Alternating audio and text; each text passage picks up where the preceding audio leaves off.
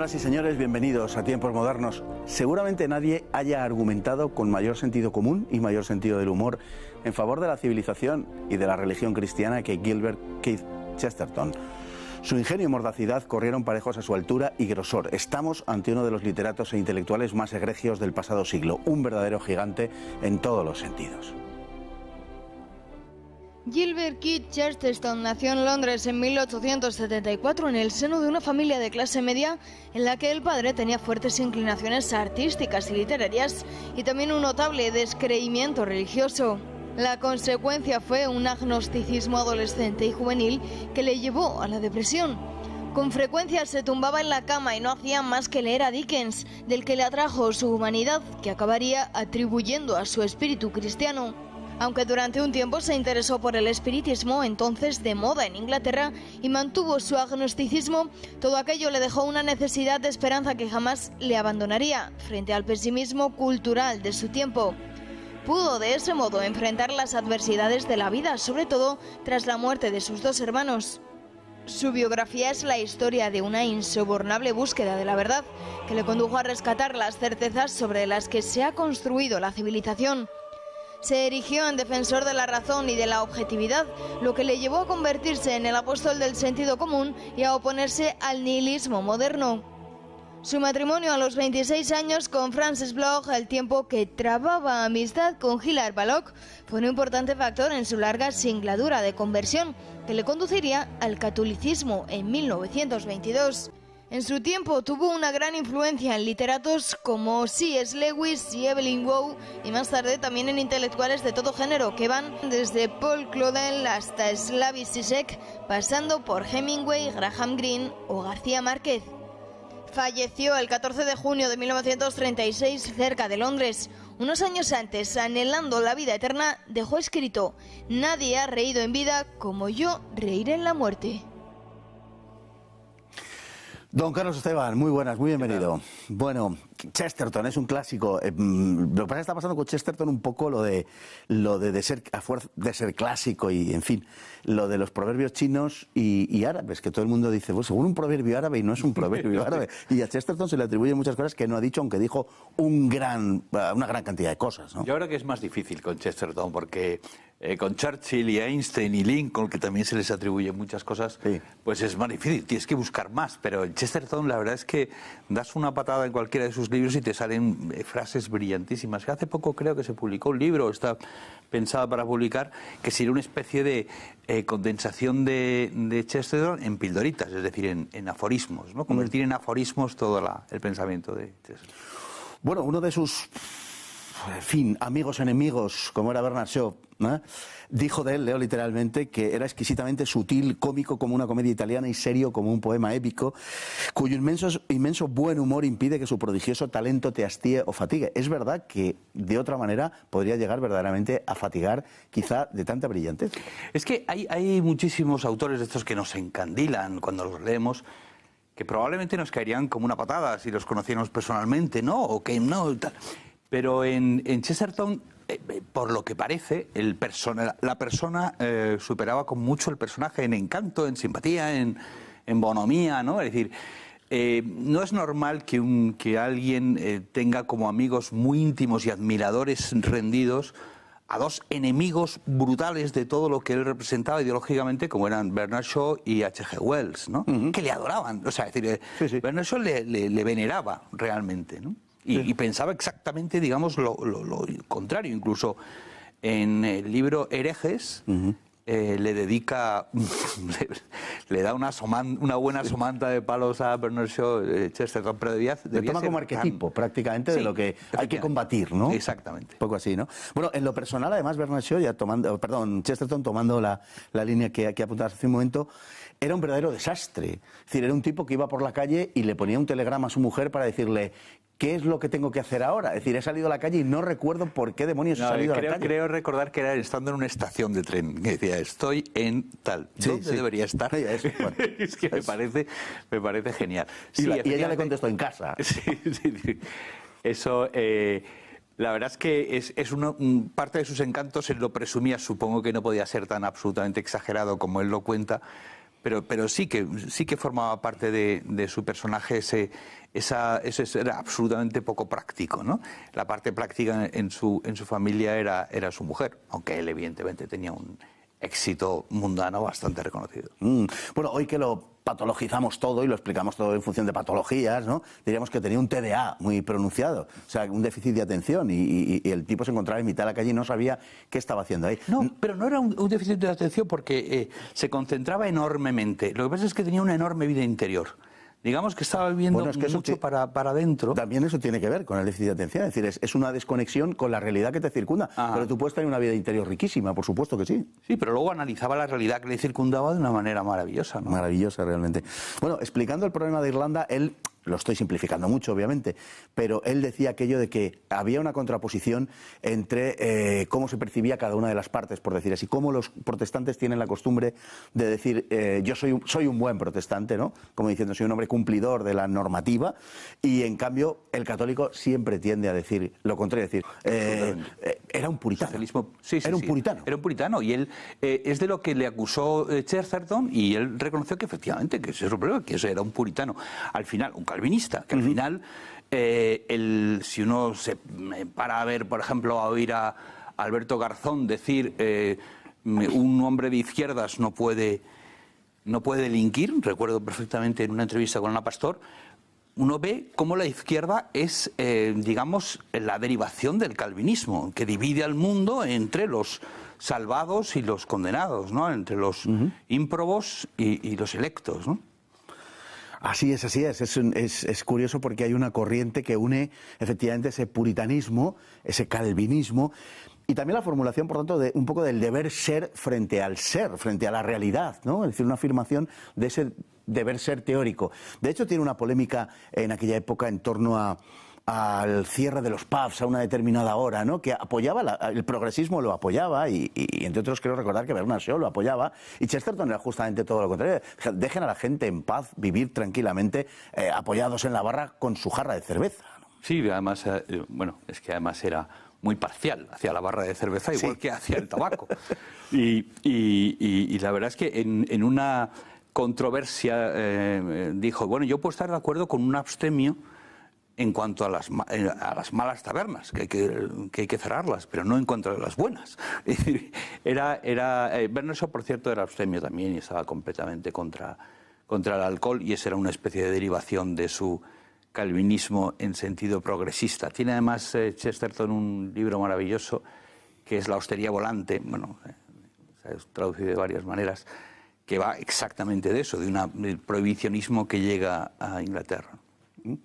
Porque en aquella época, hay que decirlo, el socialismo, por ejemplo, ¿quién lo iba a decir? Pero proponía la abolición de todas las loterías, ¿no? España se ha convertido en una timba, en muchos países, de la mano precisamente de ideas de tipo progresista, pero en aquella época el progresismo y el socialismo lo que pedían era la abolición de la lotería, porque era injusto que alguien se hiciera rico si no era por la vía del trabajo.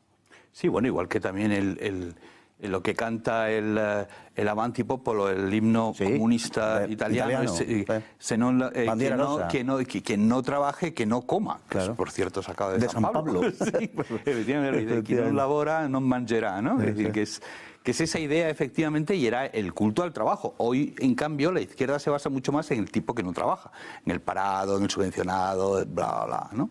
Es curioso porque efectivamente había una moral bastante puritana y bastante estricta, sí, austera, ¿no? En cambio ahora austeridad es algo que quiere imponernos la derecha, ¿no? Es decir, desde el punto de vista de Chesterton, y bueno, obviamente esto es opinable, pero desde el punto de vista de Chesterton, el cristianismo era alegría. Y de alguna manera era alegría o no era. Mientras que el cristianismo que no era alegre, el cristianismo triste, por decirlo así, era el que había dejado de ser cristianismo. Desde el punto de vista, podemos decir, casi, no sé, teológico, ¿no? Es decir, realmente el cristianismo triste había derivado justamente en ese puritanismo que al final había acabado por dejar de ser cristianismo y había derivado en socialismo, por ejemplo, ¿no? Mientras que el cristianismo o era alegre o no era nada. Claro, pero lo que le gustaba mucho en eso que has dicho al principio de las paradojas, ¿no? Que es absolutamente central a Chesterton. ¿Por qué es central al cristianismo? Que él le gustaba mucho hablar del escudo de San Jorge, que eres blanco y rojo, ¿no? Entonces, no es una mezcla de los dos, no es un rosa. tampoco y tal. Entonces hablaba de que en el cristianismo que se da, digamos, esa parte dolorida de la Semana Santa, de la mortificación, de la ascesis, junto con la fiesta, la cerveza y tal, como decía el cardenal Biffi, el catolicismo es la religión de los tortellini, ¿no? Es decir, de las cosas buenas de la vida. Pero se dan uno con otro, los dos de forma pura y extrema. No es una mezcla, sino que se dan los dos extremos. Se da la gran alegría de la fiesta, pero también la enorme ascesis de los santos que uno los lee y se les ponen de corbata, ¿no? Sí. Cambiando de tercio, Chesterton es creador, junto con su hermano, Cecil, por cierto, que muere posteriormente al final de la Primera Guerra Mundial, y Belloc, de la doctrina del distributismo, que es una doctrina, en definitiva, que busca, a partir de la doctrina social de la Iglesia, un tercer camino no excesivamente, absolutamente perfilado en términos políticos, no era un programa político, era más que nada una intuición, si se quiere, de orden doctrinal, pero que apuntaba al hecho de que la propiedad era buena y, por tanto, al ser buena no debía ser ni liquidada como en el comunismo, ni tampoco concentrada en muy pocas manos como el capitalismo, sino que había que repartirlo y que eso realmente era el instrumento de humanización de la sociedad. Sí, decía, pretender que el banquero X es partidario de la propiedad privada porque tiene todos los bancos de la zona, es como pretender que es partidario del matrimonio porque tuviera a todas nuestras mujeres en su harén, ¿no? Es decir, la idea es, como nos encontramos una sociedad que es la socialista, o sea, que es la capitalista, que tiene muy pocos propietarios, dueños de medios de producción, para ser más precisos, frente a la inmensa mayoría que es asalariada, de que carece de una sistematización, ¿no? Es decir, que, bueno, ¿y esto cómo se consigue? ¿Esto cómo se hace? Se perfiló más de lo que cree la gente, ha habido más propuestas de la que cree la gente. Hay economistas como John Meadale que sí que están poniendo, digamos, pensamiento económico detrás de ello, y concretamente aquí en España tenemos el mejor ejemplo de una de las grandes puntales del distributismo, que es la cooperativa. Nosotros tenemos Mondragón, que fue creación de un sacerdote. Bueno, aquella idea de lo pequeño es hermoso también, que se popularizó en los años 70, ¿no? Sí, efectivamente. Chesterton rechazaba esas ideas acerca de la modernización de la Iglesia, de creer que la Iglesia debía avanzar con los tiempos, y decía literalmente, y también leo, la Iglesia no puede avanzar con los tiempos porque sencillamente los tiempos no avanzan. Empezaba por afirmar esto, ¿no? Decía, si lo hiciera, la Iglesia encallaría en el fango y con el tiempo se pudriría y apestaría. Me gusta más otra, que también suya, que dice, la Iglesia me libera de la humillación indignante de ser hijo de mi tiempo. Eso me parece, eso es una condensación, ¿no? De cada palabra. Sí.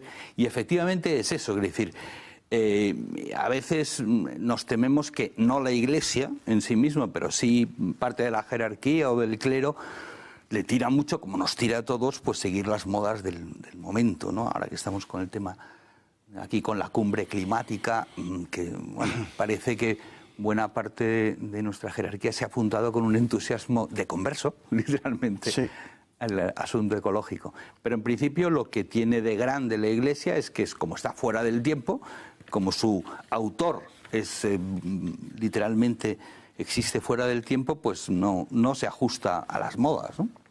Decía también, en este orden de cosas, que el hombre actual, decía él en su época, y yo creo que es más aplicable hoy que nunca, el hombre actual no ha perdido la fe, lo que ha perdido es la razón. Absolutamente, lo estamos viendo, por ejemplo, en el caso de todo, porque vi hace poco una viñeta que sustituía el pensador de Rodin por el sentidor, claro, ¿no? Es decir, que es el verdadero personaje de nuestra época. Porque lo vemos, por ejemplo, en el personaje de Greta Thunberg. ¿Quién es Greta Thunberg? Greta Thunberg es una niña, es una adolescente sueca que no tiene especiales conocimientos de nada y tal. Pero sirve muy bien para sentir, para transmitir un sentimiento, que es lo importante. Bueno, unos científicos ponen sus datos y tal, pero eso no les hace nadie ni caso. Al que hacen caso es la niña profeta, la niña profetisa, ¿no? Es decir, esto es propio, o sea, en nuestra época ha perdido absolutamente la razón. Lo que le gusta es sentir. Lo que prima ahora es la empatía. Es que no eres empático. Pero ¿cómo puedes decir eso? Es que has ofendido a no sé quién. Todo lo que es políticamente correcto, por ejemplo, es un mero sentir. ¿No? Es decir, no puedes pensar eso porque seguro que ofendes a alguien. Bueno, yo lo que quiero es digamos, vertebrar una verdad. No me importa, la realidad no le importa en absoluto nuestros sentimientos, ¿no? Entonces, a la porra la realidad. Eso es un poco lo que estamos viviendo. Vivimos una especie de orgía de emotividad. O sea, es una cosa continua, ¿no? Bueno, el mundo moderno se divide, dice Chesterton, entre progresistas y conservadores, ¿no? El progresismo consiste en perseverar en la comisión de los errores y el conservadurismo en evitar que se corrijan esos errores. Bueno, eso es una de las cosas que estamos viendo ahora. Si pensamos en la derecha española o en la derecha de todo Occidente realmente, no vemos una, digamos, una alternativa, no vemos como, bien, la izquierda ofrece esto, nosotros ofrecemos esto otro, sino una especie de, no, vamos a ir un poquito más despacio, pero al final se apuntan a todo lo que la izquierda les proponga y lo sabemos pues con un cierto retraso, ¿no? Con un cierto retraso que a veces que ya se mide casi en meses, ¿no? También decía, cuando se incumplen las grandes normas, no obtenemos la libertad y ni siquiera la anarquía, sino la tiranía de las pequeñas cosas, de las pequeñas leyes, de las pequeñas normas. Sí, eso es otra cosa también que decía Tácito, ¿no? Es decir, que una de las síntomas de la decadencia es la multiplicación de las leyes, ¿no? Es decir, ahora tenemos tantísimas que como tú dices, son todo un montón de pequeñas leyes y luego las grandes, pues te las puedes casi saltar. Y de hecho, vivimos una época, precisamente por la emotividad en parte, de que, bueno, tú eres un violador, como dicen en las manifestaciones recientes, por el hecho de ser hombre, y sin embargo el que realmente es violador y tiene que ir a la cárcel, les dan unas penas ridículas, los mismos además, ¿no? La misma izquierda que es la primera en llamar a todo el mundo, a condenar a todo el mundo como violador, es la primera que no quiere que le hagan nada al violador, con lo cual llegamos a una especie de contradicción absoluta. Porque es una víctima de la sociedad, con lo cual eso es imposible de conciliar, ¿no? Bueno, iba a decir no sabemos lo que diría Chesterton. Sí lo sabemos porque lo dijo y es perfectamente aplicable a lo que está pasando hoy, además de esa, digamos, proverbial capacidad de condensar el pensamiento, tiene también un cierto don profético. Pues don Carlos, muchísimas gracias por estar hoy con nosotros. Gracias. Ha sido un verdadero placer. Y a todos ustedes igualmente se lo agradecemos también, que estén ahí cada día con nosotros y hasta el próximo programa, si Dios quiere.